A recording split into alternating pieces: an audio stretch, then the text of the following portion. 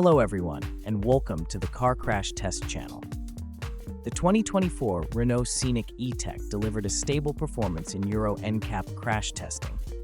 The passenger compartment remained intact in the frontal offset test, providing good protection to the knees and femurs of both the driver and passenger. Renault demonstrated that similar protection would be extended to occupants of varying sizes and seating positions.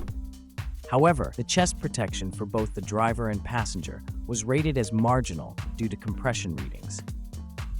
In terms of frontal collision impact, the Scenic E-Tech was found to be a somewhat aggressive impact partner. In the full-width rigid barrier test, the vehicle provided good or adequate protection to all critical body areas for both the driver and rear passenger. During the side barrier test, the Scenic E-Tech excelled, scoring maximum points with good protection for all critical body areas. In the more challenging side pole test, the car again showed good or adequate protection. Control of excursion was rated as marginal, but the system designed to mitigate occupant-to-occupant injuries in side impacts performed well.